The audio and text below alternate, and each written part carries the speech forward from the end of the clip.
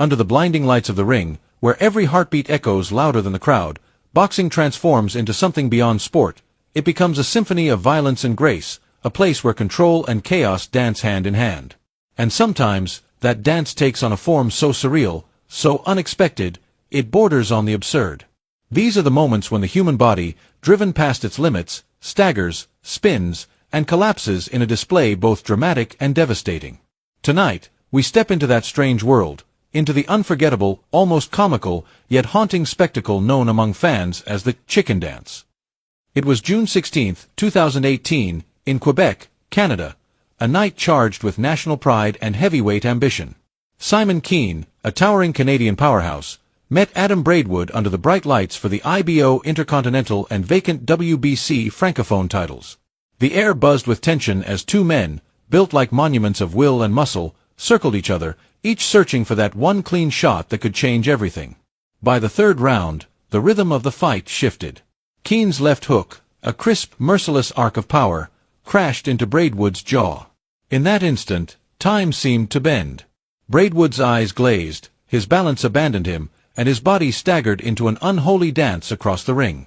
He lurched one way, then another, caught between instinct and oblivion, before tumbling helplessly over the ropes. It wasn't a graceful fall. It was the body's final protest before surrender, a haunting reminder of how fragile a fighter's command over his own body can be once the lights go out behind the eyes. Fast forward to November 26, 2022, at Wembley, London, where cruiserweight Siobhan Clarke faced Jose Gregorio Aldrich. The crowd was still finding its rhythm when, barely a minute into the second round, Clarke unleashed a thunderous right uppercut. The punch snapped Aldrich's head back like a marionette with its strings suddenly pulled taut. For a heartbeat, he remained upright, then the dance began.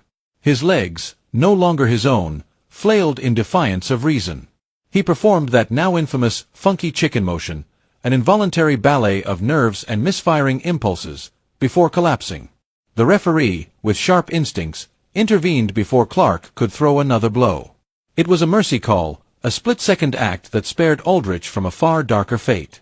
The crowd roared, half in awe, half in disbelief, at how swiftly control had turned to chaos. In the ring, victory is measured in moments like these, moments when the difference between dominance and disaster is just one punch away. The year before that, October 13, 2017, the York Hall in London witnessed another stunning unraveling. Middleweights Eric Israel and William Weir clashed in a fight few expected would become so dramatic. Weir, the favorite, entered with confidence, but Israel fought like a man with something to prove. In the second round, a sharp combination sent Weir to the canvas. He rose, determined, his pride demanding he continue. But Israel had found his rhythm. In the third, he pressed the assault with relentless precision. A left hand chopped down, followed by a right that detonated on Weir's jaw. The favorite crumpled, his body folding under invisible weight, wobbling as if the earth beneath him had betrayed him. The towel flew from his corner, but the referee had already stepped in. As oxygen masks came out and trainers rushed to his aid, the crowd stood silent, reminded that courage sometimes isn't enough. Israel, the underdog no one expected, had stunned the boxing world, and perhaps even himself. Then came December 15, 2016, Los Angeles, California. Under the glow of the Staples Center lights, Lucius Johnson squared off against Oleg Zupenko. The bout seemed evenly matched through the early rounds, but the fourth brought devastation. Johnson unleashed a brutal right hook that cracked through Zupenko's guard and detonated on his temple. Zupenko's knees buckled. He tried to rise, his body trembling with the effort, but his legs had become strangers to him. They refused to obey. He stumbled, folded, and fell again, his mind willing but his body done. The crowd rose in applause, not just for the knockout, but for the heart of a man who refused to stay down even as every nerve in his body screamed surrender. Rewind to January 16, 2015, Verona, New York. Cornelius Whitlock and Greg Jackson squared off in what was expected to be a straightforward welterweight contest. But boxing loves irony.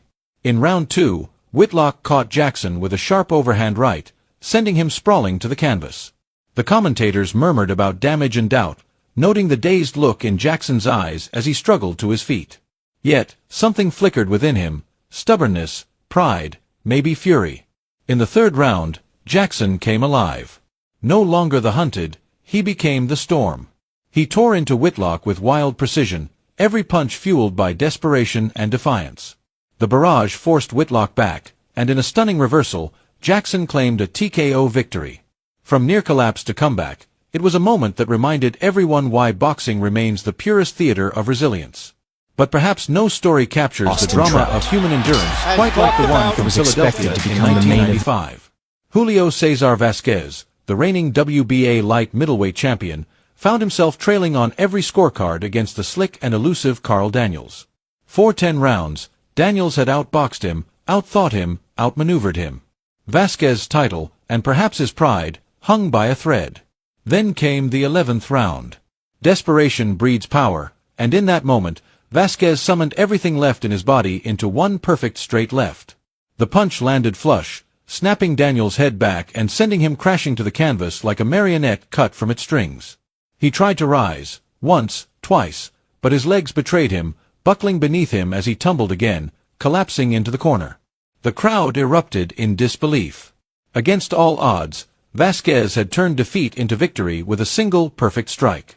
And then there was Japan, April 23, 2000.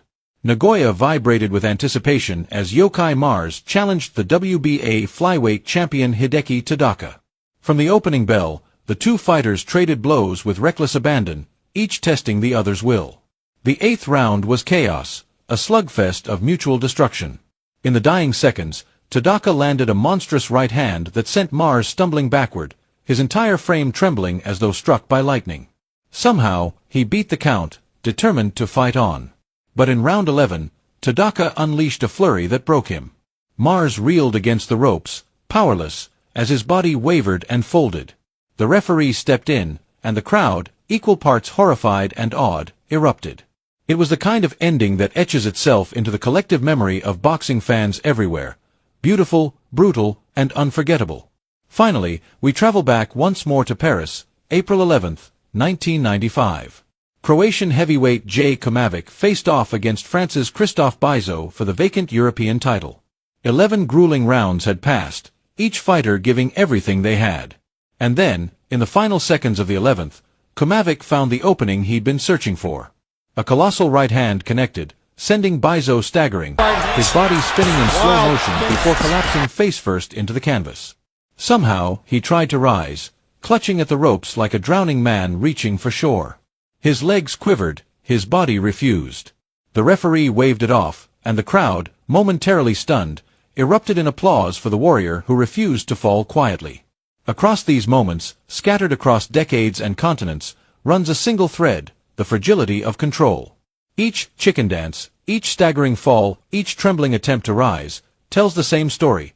The human body pushed beyond reason, the will to fight wrestling against biology's surrender. It's strange and mesmerizing, at once tragic and oddly poetic.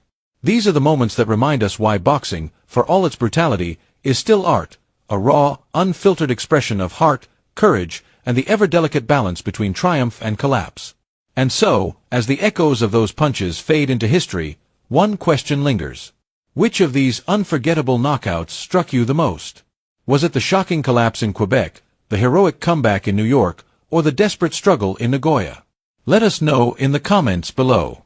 And if you love diving into the wild, unpredictable world of boxing's most dramatic moments, don't forget to like this video, subscribe, and ring the bell so you never miss another story from the Squared Circle, where legends rise, fall, and sometimes dance their way into history.